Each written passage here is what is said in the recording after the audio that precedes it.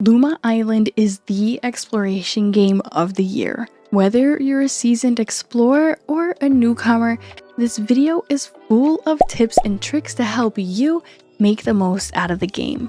Hi, I'm lochvaness and I make a ton of cozy gaming content here on my channel, so make sure you subscribe to see my next video of my top games from 2024. Now, let's be real, Luma Island has absolutely consumed my whole life. I have been non-stop playing since it released, so I thought what better way than to share some of the tips and tricks that I have learned after playing 70 plus hours. So without further ado, let's get started. We're going to start with upgrading your tools.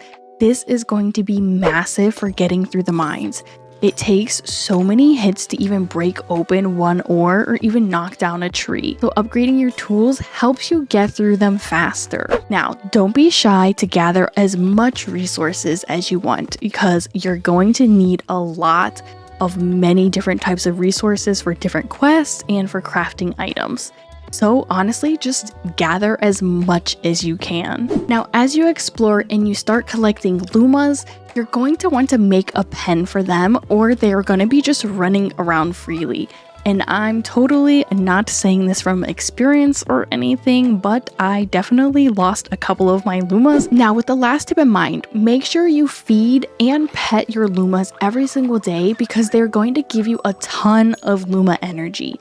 And you need this Luma energy to be able to craft different items to progress in your profession. Make sure that you fish in all of the areas. There are fish that you need to open certain doors in the caves or in the temples. I made the mistake of never fishing because I never understood it, but I did miss out on a ton of loot. So the cool thing about this game is the inventory space is infinite. So don't waste your resources building a chest because you don't really need it. To easily sort through your items in your inventory space, you can just press X on the controller and it easily sorts things out for you. When it comes to farming, I found it easiest to buy a hose to water my plants versus using a watering can. I never truly used a sprinkler, but I'm pretty sure that would be easier as well, but in the beginning, so much easier just to invest in the hose. So then you won't have to worry about running back and forth to fill up your watering can. Make sure that you are crafting fertilizer and pulling your weeds, because whenever you see them, some crops will not grow unless you have that fertilizer on them. If you're ever in the middle of the mines and you want to get out, just go into the darkness without a torch, and it is the quickest way out without having to backtrack. It used to be where the spiders would one hit kill you and send you back to the beginning, but there was an update that makes it like all the other enemies in the game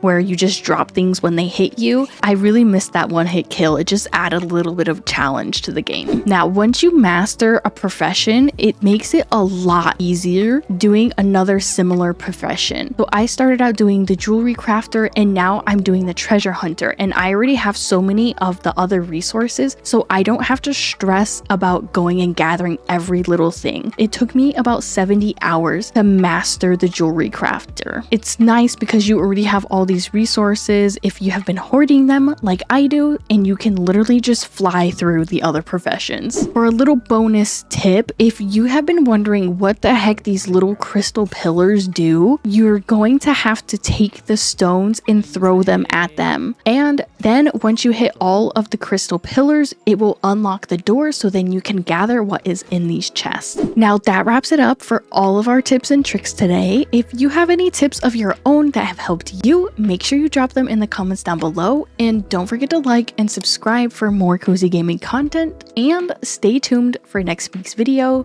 where I share my top cozy games of 2024. Until next time, so happy gaming.